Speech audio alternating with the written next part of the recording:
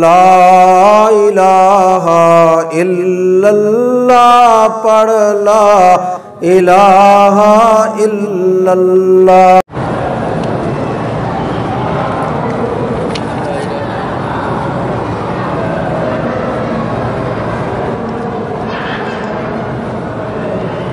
کہتے جی کہ نماز جنازہ میں درود شریف کے ساتھ چند الفاظ کا اضافہ، درود شریف کے ساتھ تو کسی چیز کا اضافہ نہیں ہے، درود شریف کے ساتھ تو کسی چیز کا بھی اضافہ ہے۔ اللہم صلی علی محمد وعلی آل محمد کما صلیت علی ابراہیم وعلی آل ابراہیم وبارک علی محمد وعلی آل محمد کما بارکت علی ابراہیم وعلی آل ابراہیم فی العالمین انک حمید مجید۔ اس میں تو کوئی اضافہ نہیں، حتیٰ کہ جو ہم فرض نماز میں اس میں بھی کوئی اضافہ نہیں، درود میں کوئی اضافہ نہیں۔ لہذا درود اسی طرح پڑھا جائے جو نماز میں ثابت ہے، اس میں اپنی طرف سے کوئی اضافہ نہ کریں۔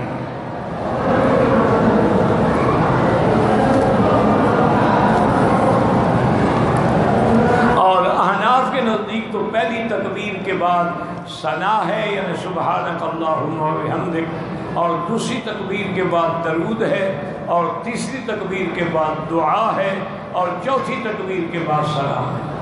لیکن حنابلہ کے نزدیک، شوافی کے نزدیک پہلی تکبیر کے بعد سورۃ فاتحہ ہے، اور دوسری تکبیر میں درود شریف ہے، اور تیسری میں دعا ہے۔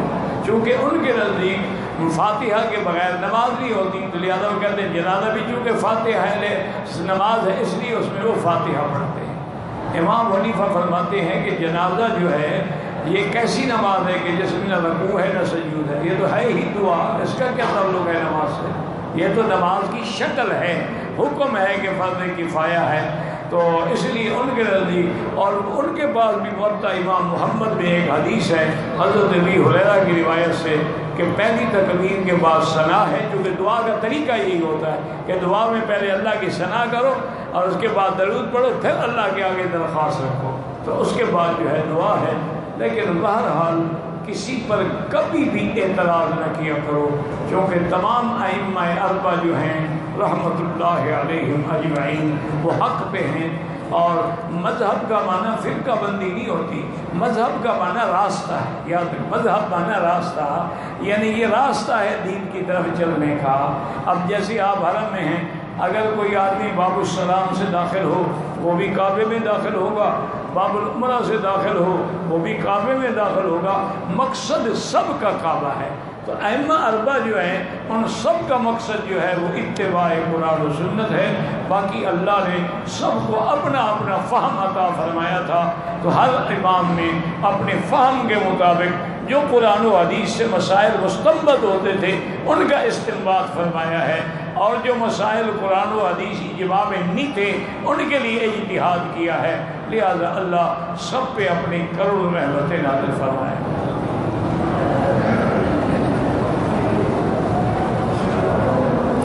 میں مدینے سے جدہ اترا، دوسری گاڑی میں بیٹھ کے مکے آ گیا، بالکل احرام باندھ کے آتے ہونا ضروری ہے، یہ کیا گاڑی بدلنے سے بڑا بدل گیا؟ ایسے تو سارے حاجی بھی ہوائی جہاز میں جدے آتے ہیں، پھر جدے سے بس میں بیٹھ کے مکے آتے ہیں، لہٰذا ان کے بھی تو عمرے بدل جائیں گے جی، وہ تو کیونکہ ہوائی جہاز کے بجائے اب تو بس میں آ گئے، ہوائی جہاز اوپر اڑ رہا تھا، بس تو زمین پہ چل رہی ہے۔ یہ کیا ہے؟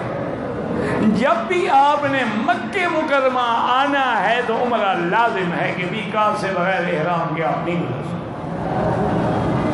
اور سب سے بڑی دلیل یہی ہے کہ حضور پاک نے یہ 5 میقات مقرر وقت رسول اللہ، حضور نے یہ 5 میقات مقرر فرمائے، اور لازمی ہمارا ایمان ہے کہ اللہ کے حکم سے مقرر فرمائے۔ اور 5 میقات کون سے ہیں؟ مدینہ ہے، ذل حلیفہ ہے، اسی طرح ذات عرق ہے، اسی طرح جحفہ ہے، یلملم ہے، قرن المنازل ہے، تو یہ میقات ہیں، ان سے مکے آنے والا بغیر احرام کے نہیں آ سکتا۔ ٹھیک ہے کہ امام احمد بن حنبل رحمۃ اللہ علیہ اور امام شافعی فرماتے ہیں کہ اگر اس کی نیت عمرہ نہیں تھی وہ کسی کو ملنے آ رہا تھا یا کاروبار کے لیے آ رہا تھا، اب احرام نہیں باندھا تو اس پہ دم نہیں پڑے گی، کیونکہ اس کی نیت ہی نہیں تھی۔ کیونکہ ایک حدیث میں آتا ہے لمن اراد الحج والعمرہ، جو حج اور عمرے کی نیت سے آ رہا ہو اس کے لیے تو ضروری ہے، ورنہ ضروری نہیں ہے۔ امام صاحب فرماتے ہیں کہ حضرت گزارش یہ ہے کہ اگر ہم اپنے منشے پر پابند ہیں کہ جی میری نیت نہیں تھی لہذا میں نہیں باندھا، تو پھر تو میقات مقرر کرنے کا مقصد کیا ہوا؟ اور دوسری بات یہ ہے کہ حضور صلی اللہ علیہ وسلم کبھی زندگی میں بغیر احرام کے تشریف لائے؟ جب اللہ کا نبی بغیر احرام کے نہیں آتے۔ صرف ایک دفعہ حضور نے احرام نہیں باندھا جب مکہ فتح ہوا، کیونکہ اس وقت جنگ تھی، اور وہ بھی حضور نے فرمایا کہ ان اللہ رخص، اللہ نے مجھے اجازت دی۔ تو اس لیے بہرحال افضل سب کے نزدیک یہی ہے کہ احرام باندھ کے آؤ۔ کہتے جی طواف کے بعد کی 2 رکعت نفل سمجھتا ہوا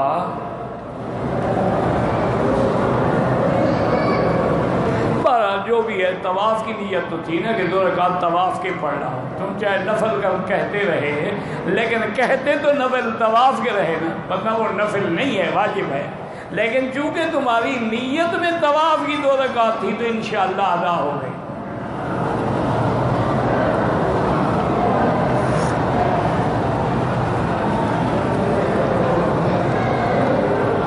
عدم علم طہر و حیض کی صورت میں احرام عمرہ، عدم علم طہر و حیض مجھے تو سمجھ نہیں آیا۔ ہر عورت کو پتہ ہے کہ میرے حیض کے کتنے دن ہیں، اور مجھے حیض مہینے کے اول میں آتا ہے، درمیان میں آتا ہے، یا کب آتا ہے؟ عدم علم کا مجھے کیا پتہ؟ یہ کوئی بات ہے کہ حیض کا اس کو پتہ نہ ہو؟ اچھا جہاں تک نفاس کا ہے، وہ تو عورت کے بچہ پیدا ہونے کے بعد یہ 40 دن کا جو مسئلہ ہے، چلہ گزارے چلہ، یہ تو جاہلوں کا مسئلہ ہے۔ بچہ پیدا ہونے کے بعد جب خون بند ہو جائے، چاہے 2 دن کے بعد بند ہو جائے، عورت غسل کرے، پاک ہو گئی، نماز بھی پڑھے، سب کچھ کرے، وہ تو 40 دن کا معنی یہ ہے کہ بلیڈنگ ہو رہی ہے، خون آ رہا ہے، اب 40 دن تک ہم انتظار کریں گے، اس کے بعد بھی آ رہا ہے تو استحاضہ ہے، وہ نفاس نہیں ہے۔ لیکن اگر خون بند ہو جائے، آج کل تو جدید یعنی طریقہ علاج ہے، ابھی عورت کے بچے پیدا ہونے کے بعد ہی وہ انجیکشن دے دیتے ہیں، تو 2 دن کے بعد عورت صاف ہو جاتی، تو پاک ہو گئی، نماز پڑھے گی، روزہ رکھے گی، سب کچھ کرے گی۔ عدم علم کا تو مجھے پتہ نہیں، کہ اس کو پتہ نہ ہو تو ہم کیا کریں۔ ایک آدمی رمضان کا روزہ غلط طریقے سے توڑا ہے، کیسے توڑا ہے، کیوں توڑا ہے، وجہ؟ اگر مجبور تھا، بیماری تھی، پیاس نے مجبور کر دیا، پھر 1 روزہ قضا کرے گا۔ اگر روزہ توڑا ہے اس نے بیوی سے جماع فرما کے، تو پھر 2 مہینے کے روزے رکھے گا۔